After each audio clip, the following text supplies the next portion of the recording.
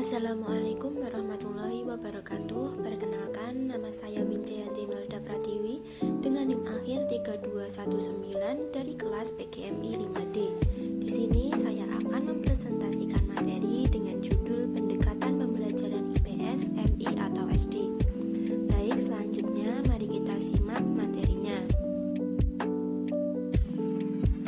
Yang pertama adalah pengertian dari pendekatan pembelajaran. Pendekatan pembelajaran merupakan titik tolak atau sudut pandang terhadap proses pembelajaran yang merujuk pada pandangan tentang terjadinya suatu proses yang sifatnya masih umum, di dalamnya mewadahi, menginspirasi, menguatkan, dan melatari metode pembelajaran dengan cakupan teoritis tertentu.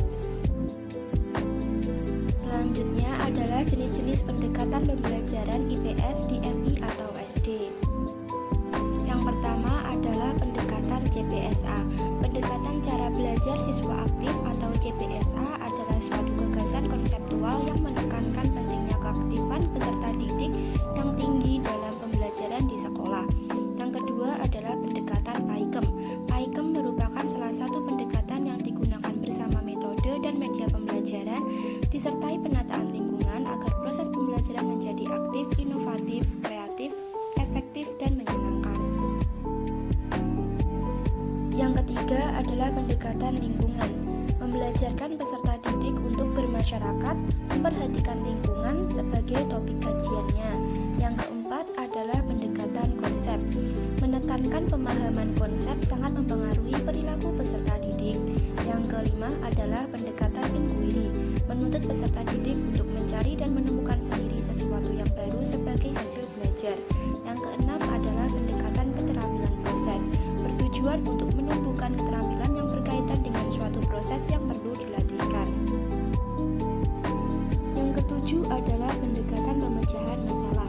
Penerapannya mengenalkan peserta didik masalah di masyarakat dan mengungkap bagaimana respon terhadap permasalahan tersebut.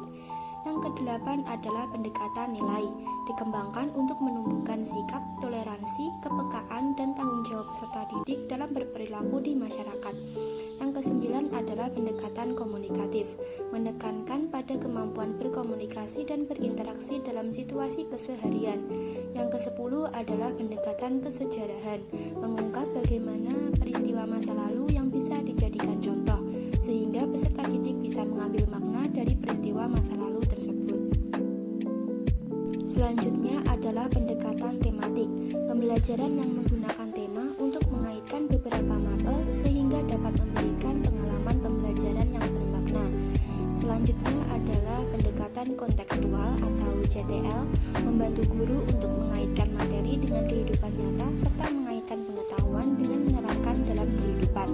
Selanjutnya adalah pendekatan berbasis proyek. Peserta didik dalam proses belajar memecahkan masalah menggunakan prosedur yang membutuhkan kemandirian dan kerjasama.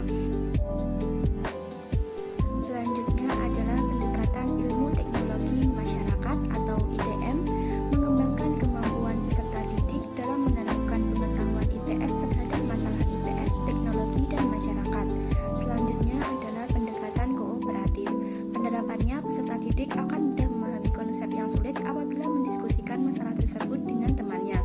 Selanjutnya adalah pendekatan disiplin, dimulai dari menyampaikan konsep-konsep dari suatu disiplin, baru kemudian menambahkan konsep-konsep disiplin lainnya. Yang terakhir adalah pendekatan interdisiplin, yaitu pendekatan yang membahas suatu konsep secara berturut melalui beberapa disiplin dan kemudian dipersatukan. Sekian presentasi dari saya. Wassalamualaikum warahmatullahi wabarakatuh.